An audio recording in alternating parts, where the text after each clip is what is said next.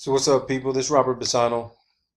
This will be my last video until August of end of August this year. I start a new semester of graduate courses. Continue my lifelong journey of learning. No man or woman or child should cease their quest for knowledge and truth ever. You should be learning until the last day of your final breath. So I want to share this with you guys. You know I'm all about documentation. It's not what you know, it's what you can prove. And I'm going to keep this rated G for the children who I want to have this passed along to. I want them to view this if they are of age to even watch YouTube. I know that my 2-year-old son, Nico, he watches educational videos every single morning all day. And we basically pre-program the YouTube viewing so that he can learn his alphabets, learn numbers. He learns several languages. He already speaks Spanish and English and also understands them. You know, he says a few words, but he's also learning Arabic, Russian, Japanese. Okay, but I want the kids to see this. I want you to share this with any mother or who may have children, or if you're thinking about having children, because this is important. What's going on out there with regard to this movement regarding the shape and design and construct of the earth is resurfaced. And there hasn't been a single person out there that I know of. They may be out there. I might have to do some searching to look a little bit deeper. But no one's putting anything out there for the kids, for the children. They're the next generation. They're the generation that needs to be told the truth. Now, you don't have to believe in this ideology or concept. You don't have to understand it. You don't have to accept it. You don't have to engage in behavior whereby you feel that it's a responsibility for your child to know this.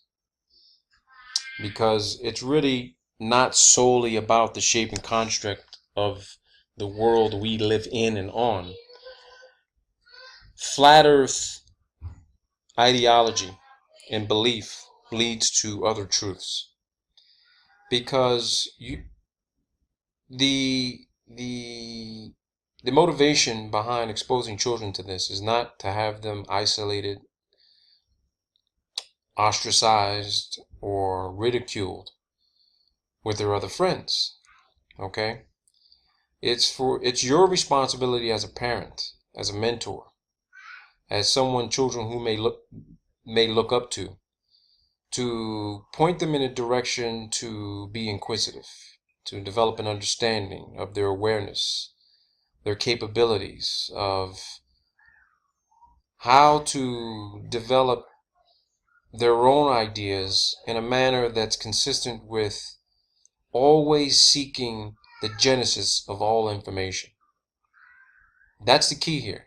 Seeking the genesis of all information that they're being exposed to. Truth or fiction. If someone says this is true, or the textbook says this is what you should believe, that child should automatically be put in a position where they're allowed to not only engage in critical cognitive discourse within themselves, but also not be stifled by classmates, teachers, and other peers who may tell them, no, Johnny, no, Jane, that's not what the majority of the people think. And the key word is majority, because who says that anyone has to go along with the majority? Okay? These kids need to grow up challenging the status quo. And we need to guide them in that direction. Because I know for sure I'm going to be guiding my son in the direction of seeking the genesis of all information that he's going to be exposed to. Okay? That's me as a father. Because I always sought truth when I was a young boy. I got exposed to the flat earth at 10 years old. And I can think back that far. My memory is that good. I can remember back that far. How I can think back that far, that's between me and my maker, me and my creator.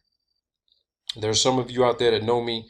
You know how it is I developed the capability to think back that far. And the comedy behind how it is I can think back that far, now that when I recall that moment, is waking up every Sunday afternoon, living in the South Bronx, growing up as a kid, enjoying being a child, and always looking forward to watching the Sunday morning cartoons: Bugs Bunny, Roadrunner, Coyote, Foghorn Leghorn. I watched all those cartoons. And it dawned on me at the age I'm at right now was that the first idea I was introduced to the construct, shape, and design of the earth was Bugs Bunny. The episode between Bugs Bunny and Christopher Columbus. And then I went into a classroom, at 10 years old, I got called up in front of the class to show my classmates, at the instruction of our teacher, the show on a map, on a globe that was sitting on her desk. She wanted me to point to India. It was geography. And I asked her, could I please pull down the map that's over the blackboard? If you're over 40 years old, then and you went to public schools, private schools, you'll all remember that the map used to always be over the chalk blackboard. And she said to me, why can't you show the class on the ball, on the globe? She didn't use the term ball, but she said, can't you show the classroom on the globe? Well, when you got a classroom of 10, 15, 20 students, you're sitting in alphabetical order, my last name starts with a B, then how are your classmates in the middle and back of the classroom going to be able to identify when you take your little 10-year-old finger and point it to India on a ball sitting at a desk in the front of the classroom? So of course one of the reasons I wanted to show on the map, the flat map on the blackboard, is because it was bigger. And at the time, without realizing it, that's what I associated with. I got in trouble for that. I got taken to the principal's office. My parents got called. And then I got scolded when I got home, and my stepdad says, where'd you get that idea from that the earth is flat? And I didn't have an answer. I said, this is how I see things. He says, well, you're going to now do some homework for me, and you're going to look into this. And that's when the journey began for me. Now, I'd never been anything mainstream or something I focused on from that age all the way up till after 40 years old. But as I got older and started to learn more, and became an honor student from middle school all the way through high school and college, and even being in the military for 8 years, taking land navigation courses, going through mini sniper school, jumping out of airplanes, flying in helicopters, going on training and combat operations, learning how to navigate, using the stars. It's when I decided to see what was going on in social media 18 months ago, and doing some online courses, and so a lot of these schools, well-known brick and mortar schools, are having online, degree programs, because, I live in a foreign country, of course. Some of the videos that they post for universities, they're on YouTube. Laboratory illustrations and experiments. And then all of a sudden, I took a course in physics, and I started running into this. and I watched a few videos from a few channelers, enjoyed what they were saying, and it dawned on me, I've got a treasure trove of documents that discuss this, that mention this. So I started looking into those documents I had collected from the military, from my military days and, school days, and started to put everything together like a puzzle. So I wanted to share the information with other channelers, but no one was receptive to seeing the documentation. They just didn't want to believe that any government or university or research paper would actually mention the word flat earth and talk about the topic and subject in a bona fide university or government research paper. And the idea was dispensed with. Totally dispensed with. No one wanted to believe it. One person decided, okay, let me hear what this guy has to say. And I took that leap. Stayed away from social media. Just saw it as a poison. And I still see it as that. Because anytime the truth and use and the genesis of all information reveals itself, it's immediately suppressed. But governments and the majority out there don't want those who seek the genesis of all information to know where the information really came from.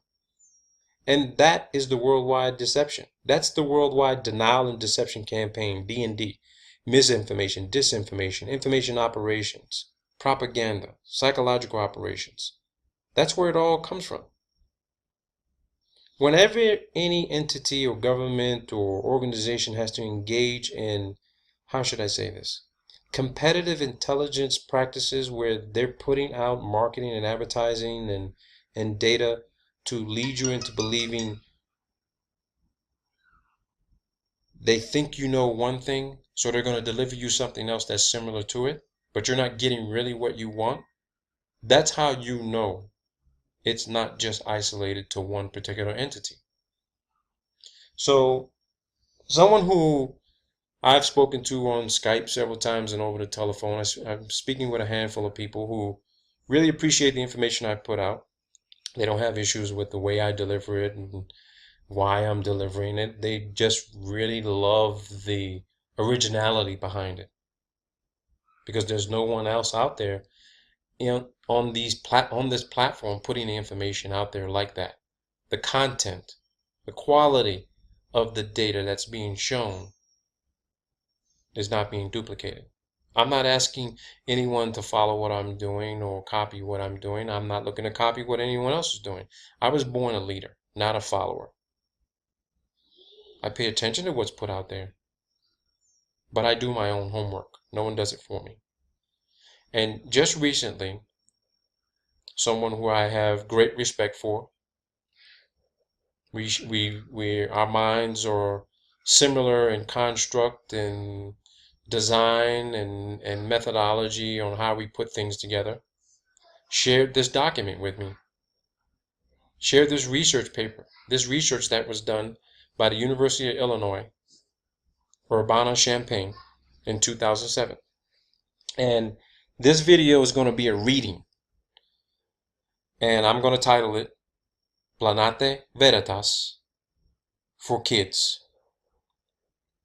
Anyone viewing this, I want you to share this with every mother, every father, anyone you know who has children, because this is rated G.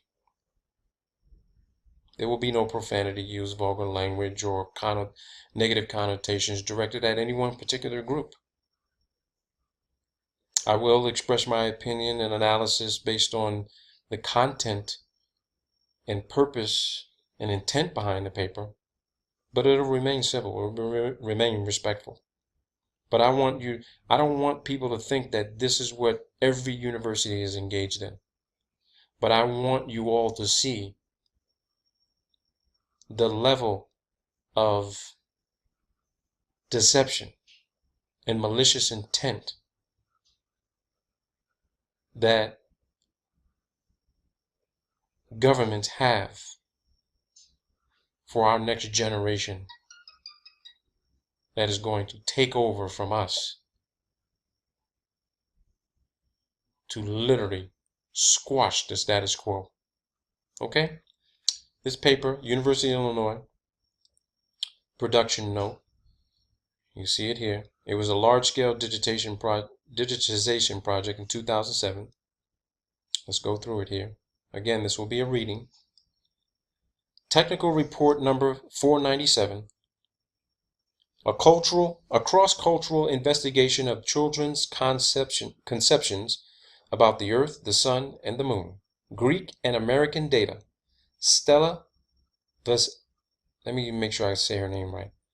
Vasniado, University of Illinois at Urbana-Champaign, and Aristotelian, University of Thessaloniki, Greece, and William F. Brewer, University of Illinois, March 1990. Forgive me for butchering those people's names. No harm, no foul. The Center for the Study of Reading, Technical Reports, August 13, 1990. University of Illinois, 174 Children's Research Center. Here's the address. So let's go through this. The Center for the Study of Reading. Again, it just repeats the title again, as you can all see that here. Okay. The work upon which this publication was based was supported in part by grant number NSF. Now, for those who don't know, it says it plain as day, National Science Foundation. The National Science Foundation is an arm of NASA. Let me say that again. The National Science Foundation is an arm of NASA. So this was a NASA grant conducted. There was a NASA grant issued for this specific study so that NASA could get an understanding of how they were going to affect the psychology of our future generation. Now, the paper was put out in 1990. So if you have any children that were born in the 80s, you can bet that if you start researching the policy changes in preliminary middle school and high school education, the curriculums, you can guarantee that from, say, 2000 on, when you compare the curriculums, NASA had the curriculums changed and the textbooks changed to reflect the worldwide view they need our future children to agree to.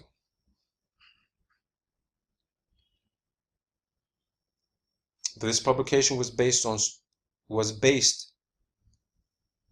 the work which this publication was based was supported in part by grant number NSF BNS 85 TAC 10254 from the National Science Foundation, and in part by the Office of Educational Research and Improvement under Cooperative Agreement number Golf 0087 TAC Charlie 1001 TAC 990 with the Reading Research and Education Center.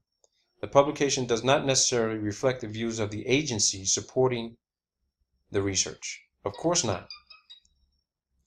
But this grant was issued to conduct that specific research, and they just found somebody who would be able to generate a particular study group to study the issue.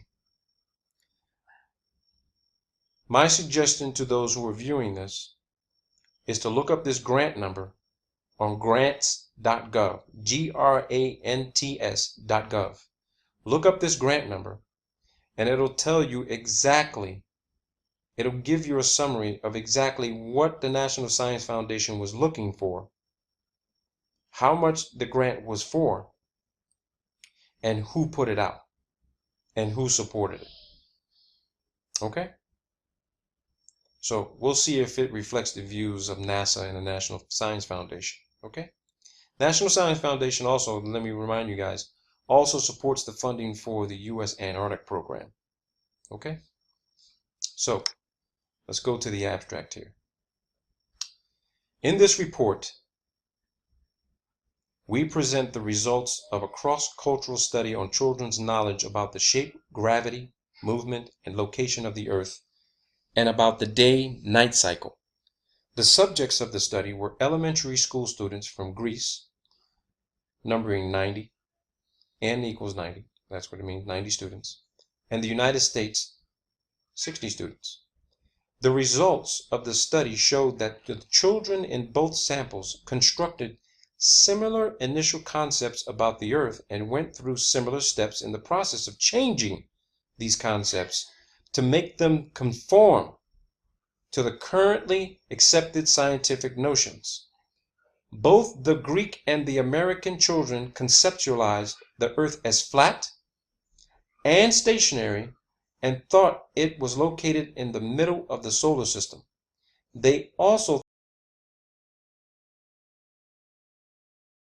the center of the spherical Earth, and that the day-night cycle is caused by the movement of the sun and the moon. In the process of changing these concepts, the Greek and American children formed similar misconceptions. Now, let me comment on this. Key words here. Changing these concepts to make them conform.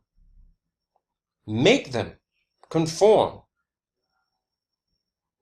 to the currently accepted scientific notions.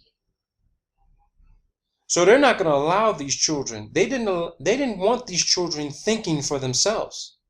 They didn't want these children being aware of what they see every single day as elementary school students. And these are students from 3 years old, 3 or 4 years old, all the way to 12 years old.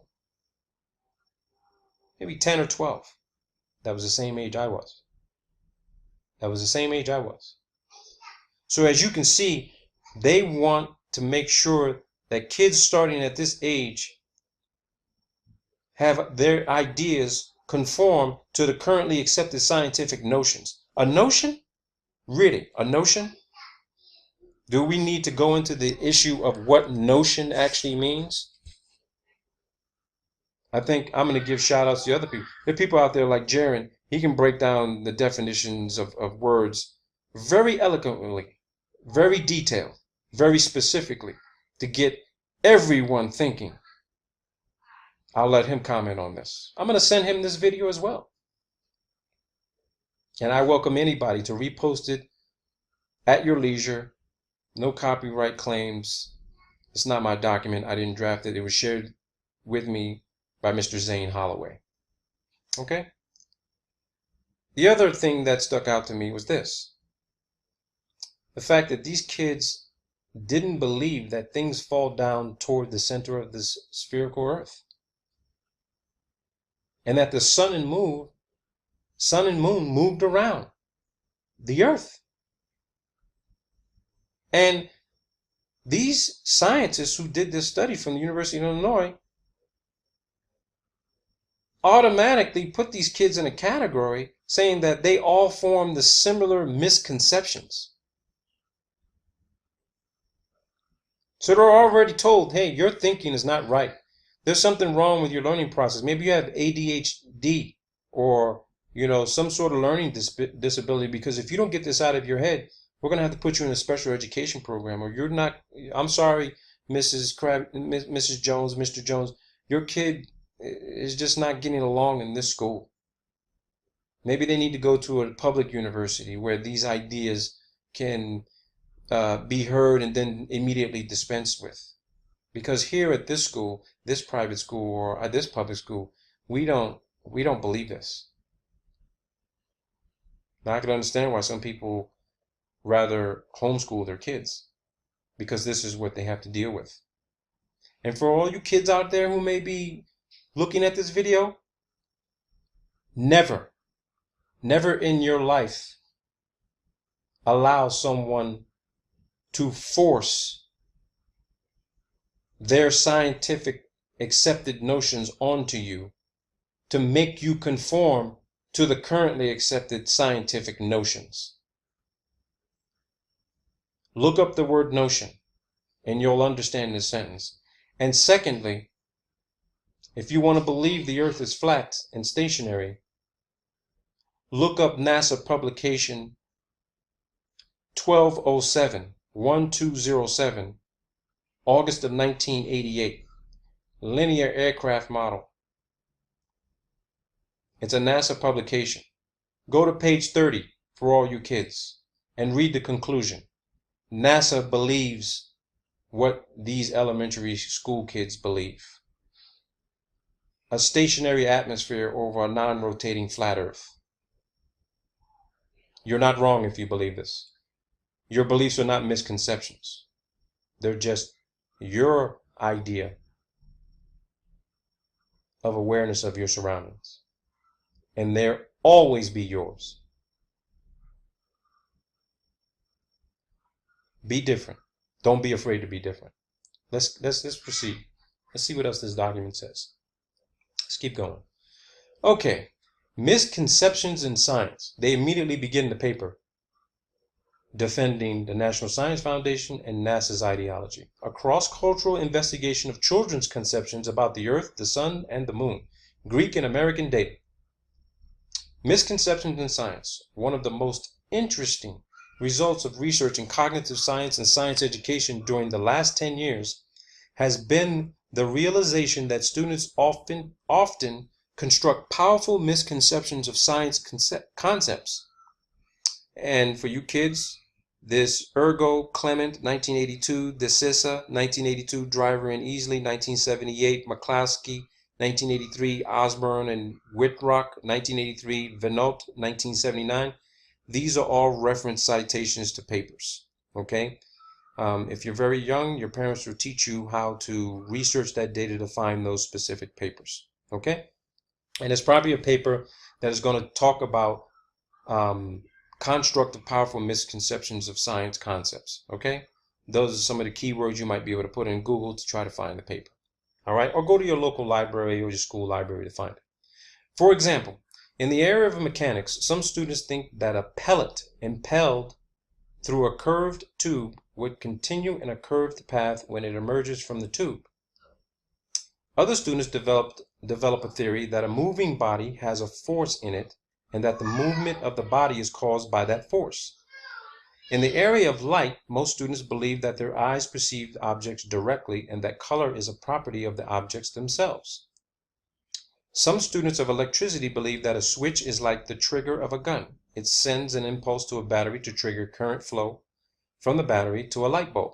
Finally, in the area of astronomy, Peguet reports that the case of a child who had developed the view that America was a flat piece of land located under Europe, a flat piece of land located under Europe, and that at night the sun dropped through the European layer and illuminated the lower American layer. Oh my God.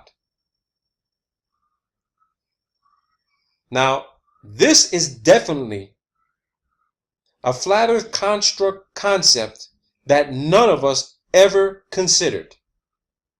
1929, Piaget.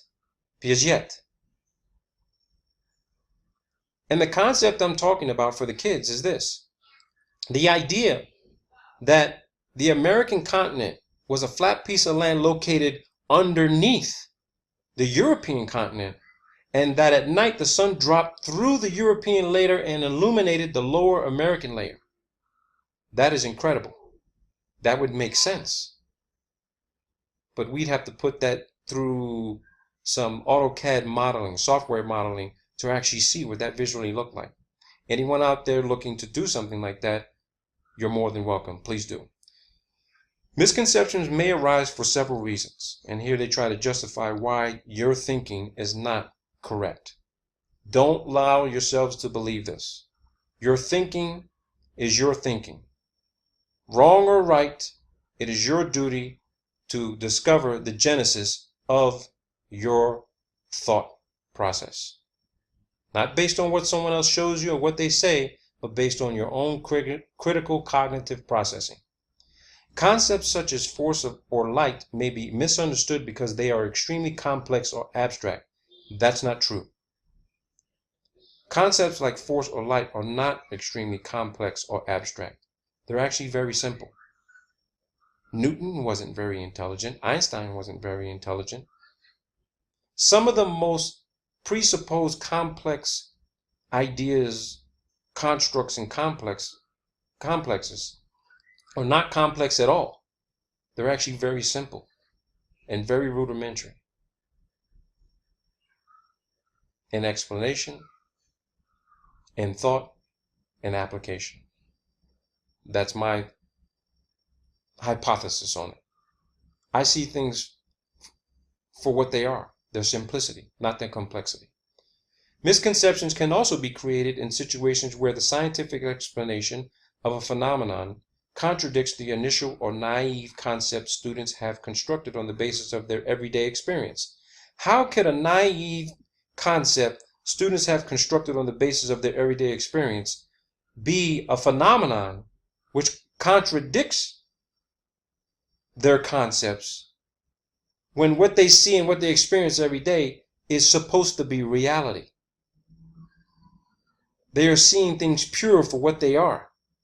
So when you're telling me that a student who sees something pure for what it is, if it's not consistent with the scientific majority notions that still can't be proven beyond refutation and question and argumentation and mitigation, you're saying that this is a misconception? Really? Our research has focused primarily on this latter type of misconception. And the latter type of misconception for you kids out there is this. What science is trying to say about you as a child who is pure in thought and idea, innovation and creativity, is that your misconceptions can also be created in situations where the scientific explanation of a phenomenon contradicts your initial or naive concepts which you've constructed on the basis of your everyday experience. So what they're trying to say is that what you see every day is an illusion. It's not real. Because we didn't create that. And because we didn't create that, we can't explain why it is you see what you see. So ignore what it is you see naturally and allow us to create your reality for you, which is control. Now, listen to your mommy and daddy, because until you decide to create your own company and be your own man, be your own woman, run your own company, you got to follow someone else's lead for right now until you become the leader. Don't be defiant just to be defiant. Question everything, but doing it in a manner to get to the genesis of how the information came about. I'm going to keep pushing that. It's not what you know, it's what you can prove. All right? That's my motto. Okay. Naive concepts in the process of knowledge acquisition. In our studies of knowledge acquisition in astronomy, we have identified a number of misconceptions that elementary school children in the United States have regarding the shape of the Earth. Ergo, Bassano, 1987, 1988. I don't want to keep quoting the authors because they've already gotten me upset with the way they've drafted this biased paper and conducted this biased research. On the basis of this research, we have come to the conclusion that children form misconceptions of the Earth's shape because they find it very difficult to give up the idea that the Earth is flat. Wait a minute.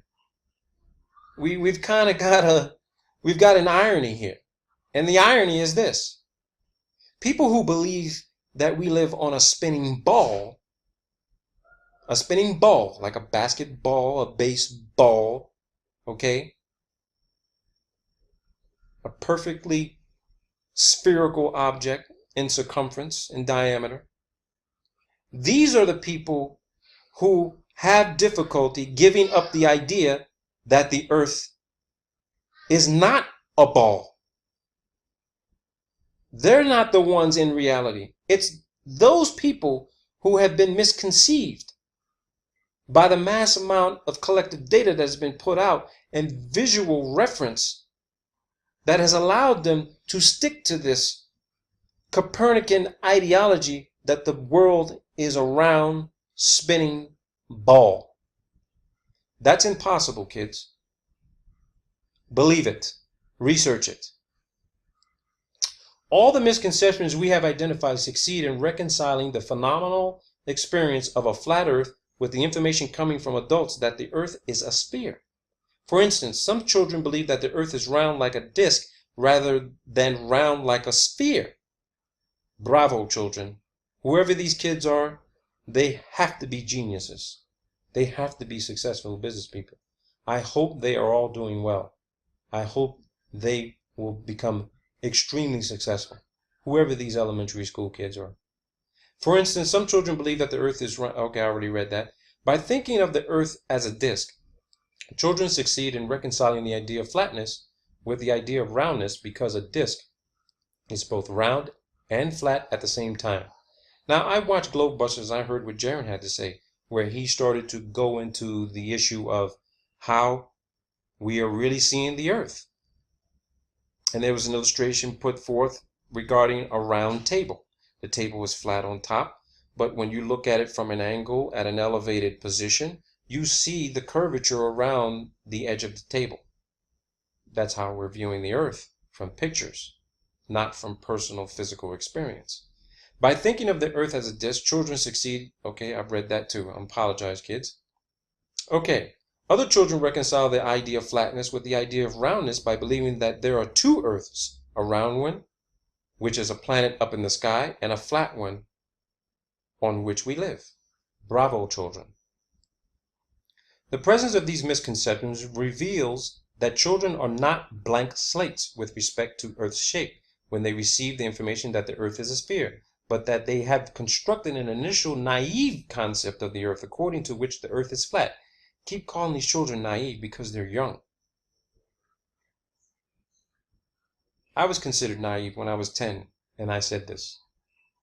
And then they found out when they gave me an IQ test and I started taking the New York City-wide academic aptitude test to go to the next level, which you had to take reading and math. I was in the 5th grade reading on the 11th and 12th grade and doing math on the 11th and 12th grade. So was I naive or was I borderline genius? On top of that, I was taken to a psychologist and given a full-on IQ test, and my IQ was at 123. But that's beside the point. These kids are not naive. They're more aware than grown adults. Children are not naive. I have a 2-year-old, trust me. He's not naive. He's just playfully selective. This initial concept must be difficult to give up. Otherwise, children would have readily replaced it with a sphere concept instead of forming a misconception. So because these kids didn't decide to readily replace it with a sphere concept and wanted to stick to the flatness of the earth and considered there was a possibility of two earths, that's a misconception. No, you can't stick with that idea. We have to focus on changing this. This is what they want to do to your kids. They're not going to do it to my son. Guaranteed. I don't have to worry about that happening here in Colombia because they welcome independent, critical cognitive thinking in the private schools here. And yes, we are focused on putting our son in a private school where he can learn 3 languages by the time he's done. He's going to learn Spanish, English, and the school he's going to, the primary language for the school, laissez français, is French. There you go. Most direct confirmation of the hypothesis that children start by forming an initial naive concept of a flat earth has been obtained from our studies of preschool children. Preschool children, wow, they're starting them early, huh? Just manipulate them as soon as they come out of the womb, huh? We believe that initial concepts represent inferences or hypotheses about the observed world constructed by individuals on the basis of their everyday experience. These concepts are characterized by the fact that they require as little deviation from the world as phenomenally experienced as possible. These concepts change as children are exposed to the dominant theories held by adults within a given culture. In some cases, this change involves replacing the initial concept with a culture-specific concept that appears to deviate from the world as phenomenally experienced. In these cases, the process of change is usually a long and difficult one, and one that has the potential of giving rise to misconceptions. We think that many of the misconceptions uncovered by the science education research can be seen as resulting from children's attempts to assimilate the cultural specific theories to their initial concepts during the knowledge acquisition process, and for that reason we prefer to call them assimilatory concepts rather than misconceptions. Bravo, bravo, authors of this research paper. Assimilatory concepts. Thank you for correcting the misconception, because it's not. Implications for cross-cultural research. The realization that children construct initial naive concepts that are based on their everyday experience raises important questions about the knowledge acquisition process. How are such initial concepts acquired? How do they become restructured, and how do they influence further learning in a domain? In addition, the initial concept hypothesis has interesting implications for cross-cultural research. For any of you children out there wondering what cross-cultural means, it means that someone who may believe in something different than you do, live a different way than you do, come from somewhere else where the culture is different, they eat different, they dress different, they speak different. That's called cross-cultural research, okay? Someone, if you're Christian, they may be Catholic, or they may be Muslim, or they may be Hindu, or they may be Buddhist, or they may be not believe in any religion at all, okay? If initial concepts result mainly from an interaction of the human perceptual cognitive system with information coming from the observed world, before the children are exposed to cultural specific information, one should expect that these concepts should be universal because the human cognitive system and many aspects of the observed world are universal. In other words, one should expect young children to construct similar sets of initial concepts about the physical world regardless of the particular cultures in which they grow up. Okay, kind of reconfirms what I had said previously. If children are exposed to different kinds of cultural specific information as they grow up, they will modify their initial concepts in different ways to make them more and more consistent with the information they receive. In some cases, however, local cultural specific views have been replaced by scientific explanations that cross cultural borders. Consequently, many children end up receiving similar kinds of information from their cultural regardless of the particular country in which they grow up. In these cases, if our analysis of the genesis of misconceptions is correct, one would expect to find not only universal initial concepts, but also universal assimilatory concepts or misconceptions. In this report, we test some of these hypotheses in a cross-cultural investigation of the concepts of shape, gravity, location, movement of the earth, and the phenomenon of the day and night cycle in elementary school children from Greece and from the United States. Okay. So, for the adults and the children watching out there, I want you to forgive me. I'm going to fast forward just a bit because we want to get to the meat of this research, okay, and how this study was conducted. Method. Here's the method. This is very important when it comes to research, kids. Subjects. The American sample consisted of 60 children, 20 children who attended first grade, mean age 6 years and 9 months. 20 children who attended third grade, mean age 9 years and 9 months. And 20 children who attended fifth grade, mean age 11 years. Hope this applies to you kids who are listening out there. The children came from predominantly middle-class backgrounds and attended school in a town in the Midwestern United States. Okay? Middle class. So this is not a diverse study. I want you to all understand that. What should have happened is that they take 20 kids between 6 and 9, 9 years and 11 years, and then take from a middle class, and then take another 20 kids from lower class, and then take 20 kids from upper class. That would have been more diverse, and from different areas of the country. They didn't want to do that because they had a grant, probably didn't want to spend money on travel. They'd rather spend the money on other things that the money shouldn't have been spent on. Okay, the Greek sample consisted of 90 children. 30 attended kindergarten, mean age 5 years and 5 months. 30 attended third grade, 8 years to 5 months. 30 attended sixth grade, mean age 11 years and 9 months. They also came from predominantly middle-class backgrounds and attended school in a large city in the north of Greece. Again, The study was not diverse enough for me. So, but for argument purposes and for educational purposes, we're going to proceed with this. But you see the problems with the study already in 1990.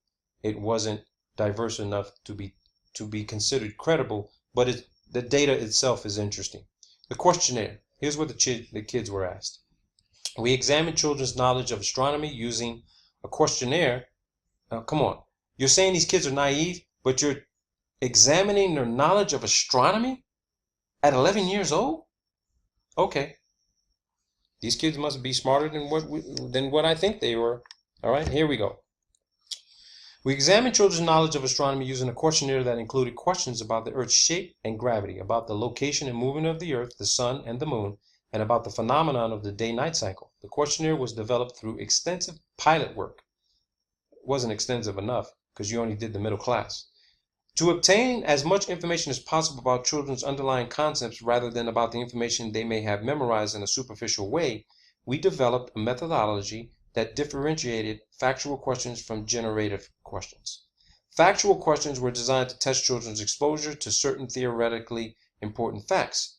As an example of this type of question is, what is the shape of the Earth? Children could answer this question correctly by simply repeating information they had obtained from adults without having necessarily incorporated this information into their conceptual framework. Generative questions were questions to which the children had not been previously exposed and which had the potential of uncovering the children's generative concepts. Examples of this type of question are, quote, if you were to walk for many days, would you ever reach the edge of the earth? End quote. And is there an edge to the earth? We hypothesized that children would use their conceptual knowledge to create a mental model of the earth and then use this model to derive the answers to our questions. We assumed that children's responses to our generative questions would reflect more accurately than their conceptual knowledge because they were not simply repeating facts taught by an adult. Furthermore, we assumed that the presence or absence of an agreement between children's responses to our factual and generative questions could be used to derive information about the extent to which the children had assimilated the scientific information to which they may have been exposed into their underlying conceptual structures. Procedure. Let's go to procedure. The children were seen individually in interviews that lasted from 30 to 45 minutes. Follow-up questions and confrontation questions. Confrontation question? Come on, this is not a cross-examination like a prosecution. You don't get into a confrontational process with a 5-year-old or a 9-year-old regarding astronomy. You just don't do that. You don't get into a confrontational Socratic method of questioning with a 5 to 9-year-old, 11-year-old. So already you've put this kid in a defensive mode to agree with you just so they can get out of the situation. Yeah, okay. Follow-up questions and confrontation questions were used throughout the interview or at the end of the interview to clarify ambiguous responses and to obtain an as accurate a picture of a children's responses as possible. Here is an example of the questioning procedure we followed. Renee, first grade. If you walked and walked for many days in a straight line, where would you end up? She answers. You'd end up where? You'd end up somewhere where you lost yourself. What if you kept on walking? If you turned around, you'd be lost. Would you ever reach the end of the earth? Yes. Could you fall off the edge of the earth? No. Why not? Because once you fall off, you can't get back on. Well, would you ever fall off though? No. But there is an edge of the earth? Yes. What if you could get back on? Do you think you could fall off then? Yes. If you took the edge of the thing and you had one hand on it, you could fall off easier. Wow. The questionnaire was originally developed in the United States as part of a larger project on knowledge acquisition in astronomy and was first administered to the American children. It was translated by the first author, who is a native speaker of Greek, and was administered to the Greek children with a few modifications, such as the addition of styrofoam models to investigate the Earth shape concept. Let's go to results. Earth shape. Table 2 presents the American and Greek children's responses to the factual question, what is the shape of the Earth? As can be seen, the same kinds of verbal responses were obtained by both groups of children, but with a different distribution. Round was the preferred response by the younger group in the Greek sample, 60% for the kindergarten and 86.6% for the third grade children. And the older children in the American sample, 85% and 90% for the third and fifth grade, respectively. The Greek sixth graders preferred the term sphere, 43.3%, which was not used by the American fifth grade children, only 5%. Now we know where we got the idea sphere from. Thank you very much, Copernicus. Thank you very much, Aristotle. Thank you very much, Plato. Thank you very much, Magellan, Galileo. The majority of the first grade children in the American sample said that the Earth's shape is a circle, 70%, a response not nearly as common in the Greek sample, 3.3%.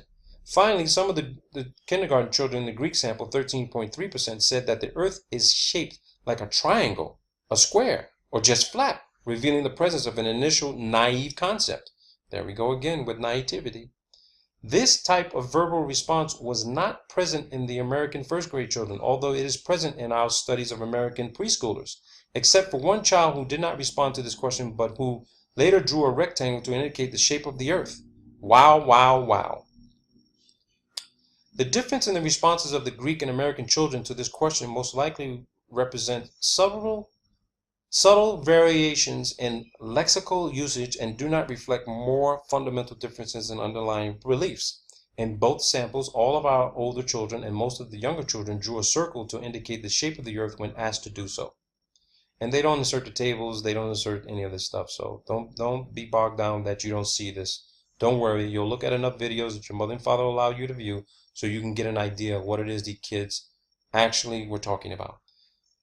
Children's seemingly sophisticated responses to these two factual questions did not, however, provide an accurate reflection of the Earth-shaped concept. The difficulties the children, they keep saying these kids were having difficulties describing the proper shape of the Earth. They're telling these researchers, you don't see this, but we see this. You're the one who is naive and who's had difficulty because you're a glober. You believe the Earth's a ball. It's not a ball. It's impossible. The difficulties the children in both samples experienced with the Earth-shaped concept became apparent in their responses to the generative question, is there an edge to the Earth? In response to this question, 70% of the American first graders and 86.6% of the Greek kindergarten children said that there is an edge to the Earth, whether people could ever reach it or not. Response number 2 and 3 combined. The number of the children who believe that the Earth has an edge decreased with age in both samples, but yes, was still the most common response to this question in the Greek third grade sample, and quite frequent in the American sample. So what these kids are actually saying is, the plane is infinite. There is an edge, but we're not really sure you can really get there. Bravo for these kids. Maybe these kids got flat earth channels out there. I'd love to know who they were. Why do children draw a circle to represent the shape of the Earth, but then say that the Earth has an edge? The discrepancy in children's responses to the factual and generative questions can be explained in a number of ways. One possibility is that the children have simply memorized that the adult information that the Earth is a sphere without connecting it to their existing knowledge structures. Consequently, when it comes to answering new questions to which they have not been previously exposed, they use their initial concept of a flat Earth to answer them. Another possibility not inconsistent with the previous one is that the children may have formed an assimilatory concept of the Earth's shape. It is possible, for example, that the children conceptualize the Earth to be round like a disc or like a truncated sphere. In this case, the Earth would still be round, but it will also have an edge. Some support for this hypothesis comes from the responses the children gave us when we asked them to draw a picture of the Earth and to show where a man would end up if he traveled in a straight line on the Earth. Many children drew a picture of a man reaching the edge of the circle and then falling down. Figure 1 shows some of the advantages, some of the drawings we obtained from the American third graders in response to the question. Again, they don't show the drawings, and I'm sorry about that, kids. All right, so what I'm going to do here is this.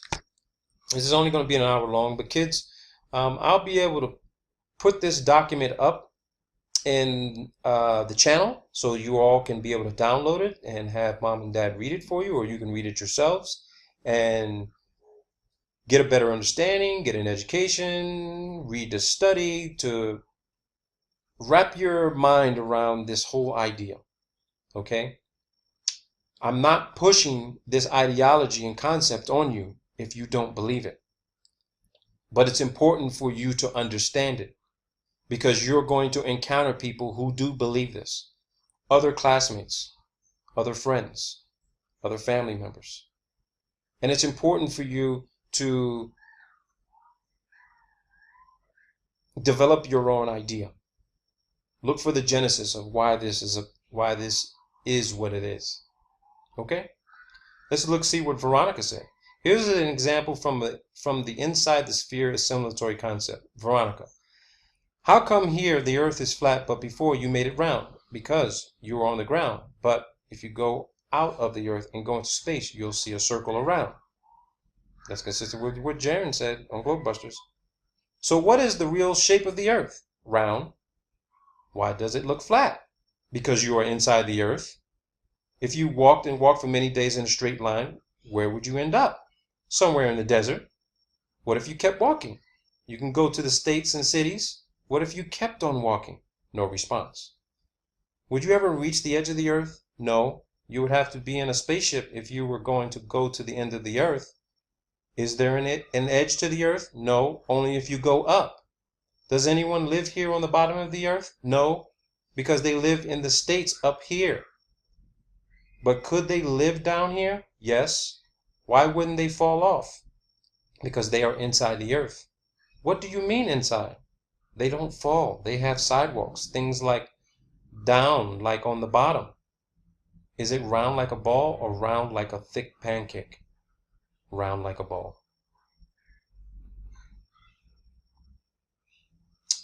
When you say that they live inside the earth, do you mean like live inside the ball? Inside the ball, in the middle of it. I put out a video talking about the whole entire construct of the entire system being an internal flat plane surface with surface bulges and slopes and 70% bodies of water, and the rest of the upper layers of the system, which is a 5-layer pressurized gaseous system, were shaped like an expanding, flattening ellipsoid. Look that up. A flattening ellipsoid. That means, kids, for you kids, it's an egg. It's shaped like an egg, and there's a flat plane surface on the inside. Okay.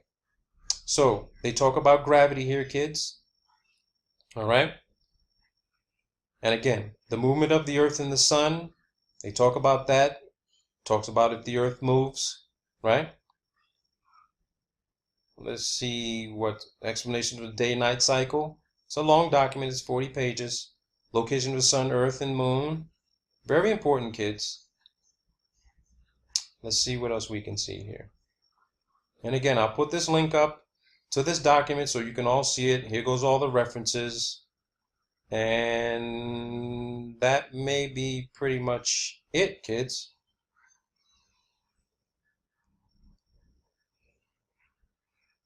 And this is some of the tables that were included. Earth shape, initial concept flat, scientific concept sphere, gravity, things fall down toward the center of the earth, Earth's movement stationary, the scientific concept axis rotation and revolution around the sun, Earth's location, center of the solar system, the sun is in the center of the solar system, day-night, movement of the sun and moon, movement of the earth. So you can see, kids, if you believe this, they don't want you to believe it. And these are just table references that you can all go through to conduct a comparison. Which one of these models looks more like the Earth? Kindergartens, 13.3% says rectangle, triangle, or square. 16.6% of kindergartners says truncated sphere or disc. And 70% of kindergartners said a sphere. Third graders, nobody believed it was triangle or square. 6% truncated sphere or disc. 93.3% of third graders said it was a sphere. These are the Greek children. The Greek children. And here goes the questions that were asked and what the responses were. So, moms, dads, kids, you all get the general idea of what it is I wanted to put out. I'm going to put this up in the description section of this video. Feel free to download it, repost it, repackage it, talk about it, debate about it, Share it with all those that you know. And just be careful who you talk to and how you talk to them about this, because if they believe in the globe ball, they're not with you.